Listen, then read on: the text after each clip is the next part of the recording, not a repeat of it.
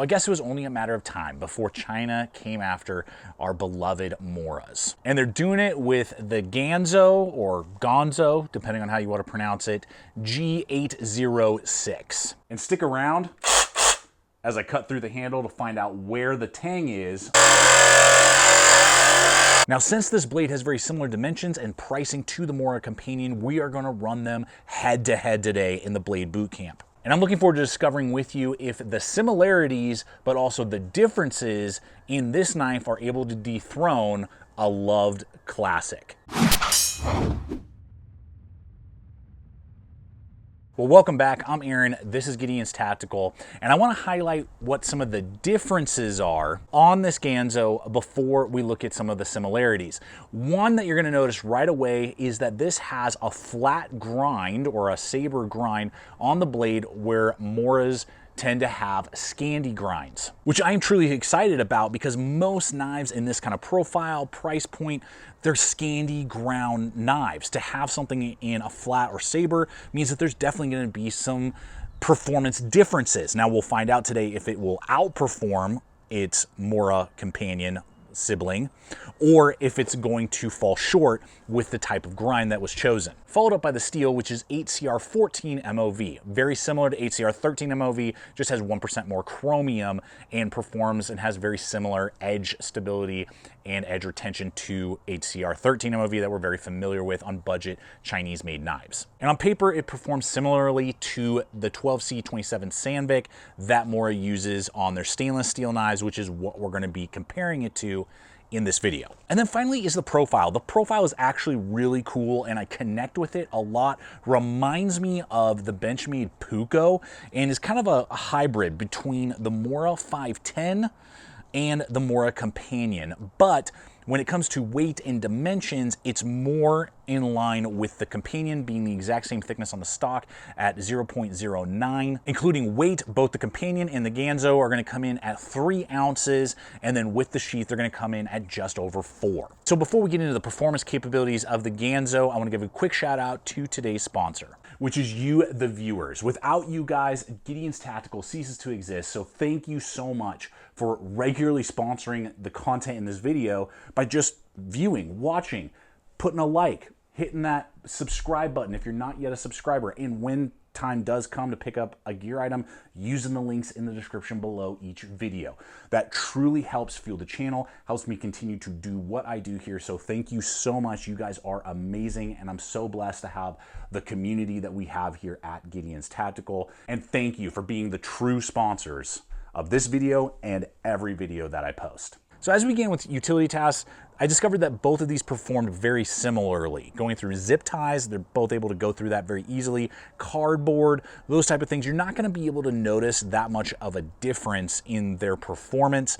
As I went to a rolled up piece of foam, I did notice that the flat grind did perform better, which I was expecting just because of the way the geometry is. To go slicing through that type of material and food prep will be easier to do. If you do a lot of that with knives of this size, you'll enjoy it more with the flat grind over the Scandi grind. That's just what I've found over the years. So on that front, I was pleased.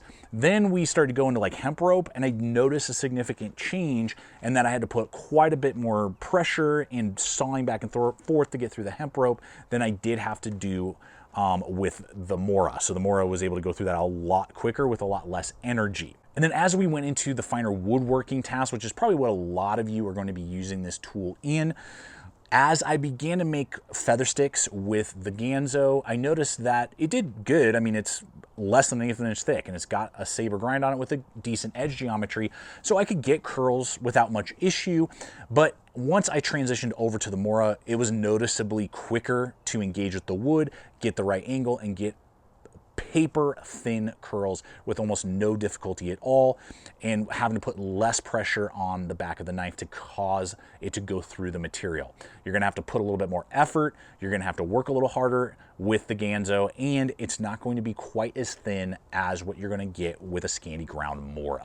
Now the Ganzo has a good 90-degree spine that makes it very easy to throw sparks with this tool, so that is a benefit when you are trying to get a fire going.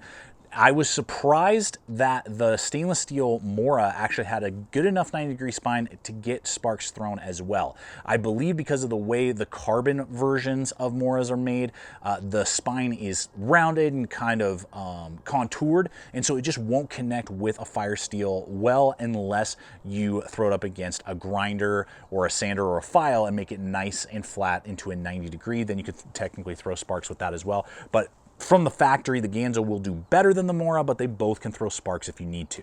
So simple polymer sheath, definitely in the kind of Mora design. Nice large lanyard hole, good belt clip that'll fit almost identical to whatever the companion can do.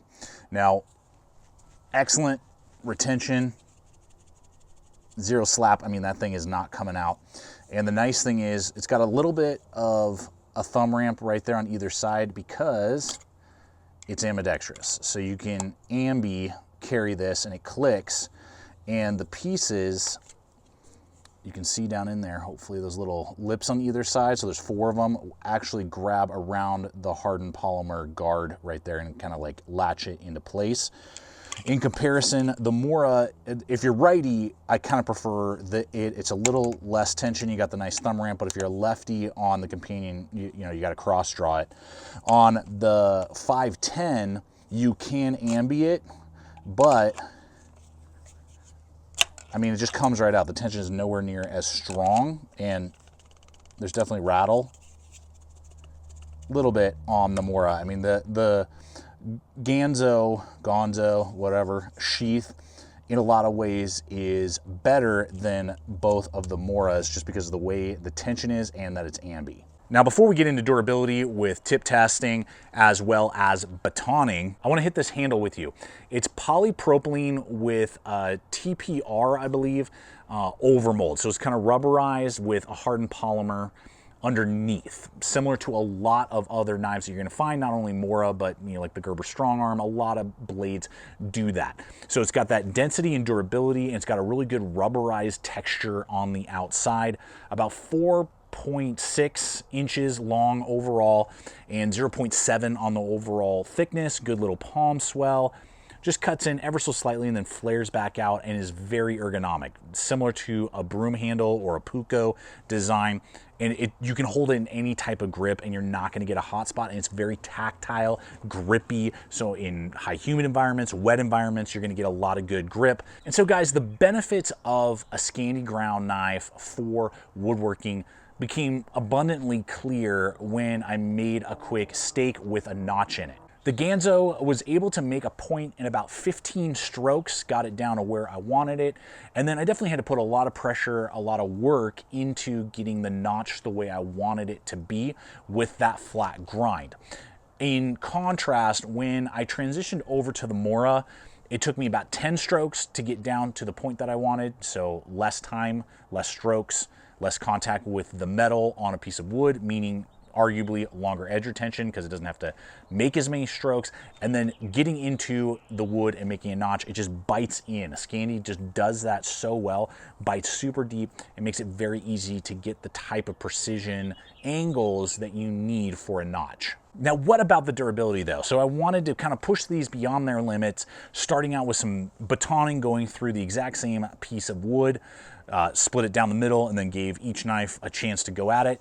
And I found that it was about the same amount of energy and effort to get each one split and broken down for kindling if you were going to do that. Now, obviously a hatchet or a larger blade would be better suited for this, but if you just need to do some quick kindling, you're not going to really notice a difference on that side of things, and they both held up well without any sort of damage, particularly to the Ganzo, since I've had so many Moras and know what they can do, and you know, the world over does. The Ganzo I didn't see any issues. The handle didn't start to loosen up, start to pull apart from each other, anything like that.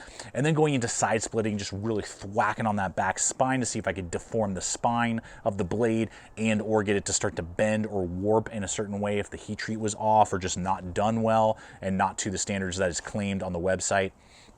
But it held up very well, and you're able to do each one without too much difficulty. You're not going to notice too much of a difference if you had to split and side split a piece of wood or side split into a notch. They're both going to do those type of tasks without much of a difference. So let's do some strength tests here.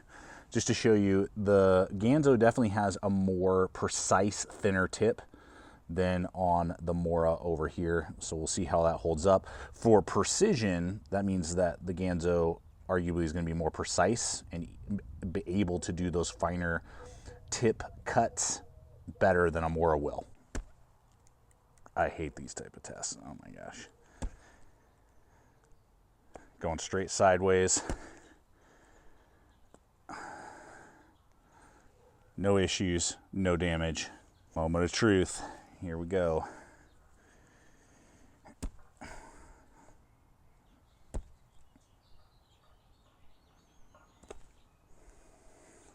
Oop. There it is. Bent that thing. Look at that. Weren't. Definitely gave it a Ganzo nose there. So that tells us that the heat treat is on the soft side, which means it'll bend, not break, which I would prefer, but that also means, you know, edge retention isn't necessarily always going to be there. And obviously better durability on the Mora. Look at that. Oh man, that tip is bad. I mean, it's flexing like crazy, so I mean, that's good. Sprung back into place. Let's find out where this Tang is. Now we know on a Mora companion, they go down about 3/4 of the way, and there's a stick tang ending right here around the A on the word Mora right there. So we would hope that'd be very close.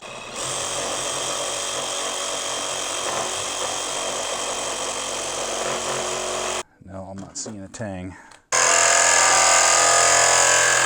So you guys can obviously see right here, we got Tang, and then we don't right there. So it stops right about the same distance as you would get on a Mora. Well, there you have it, guys. I had higher hopes for the Ganzo, honestly, to just be able to, at the end of this video, tell you, hey, it's just an alternative. If you want a different type of grind, similar performance, go with it. But after having used both, seeing the bending of the tip, and just not great edge geometry, I could sharpen and reprofile the edge on the Ganzo, and I'd probably get better performance. But as it comes stock, I'm just not impressed with the tool in comparison to what we have seen with the Mora. So if you need to throw a new Mora in the collection, or you have yet to get a Mora, what is wrong with you? I will have links in the description below this video over all my affiliate networks where you can check out what Mora's got to offer. And I look forward to hearing the comments below. What's been your experience with the Ganzo and your Moras, and just your thoughts on this particular video and other blades you would like me to see tested like this. I always appreciate your guys' feedback. Check out the other video popping up. And until next time, always remember, stay equipped, stay prepared, and I'll see you out there.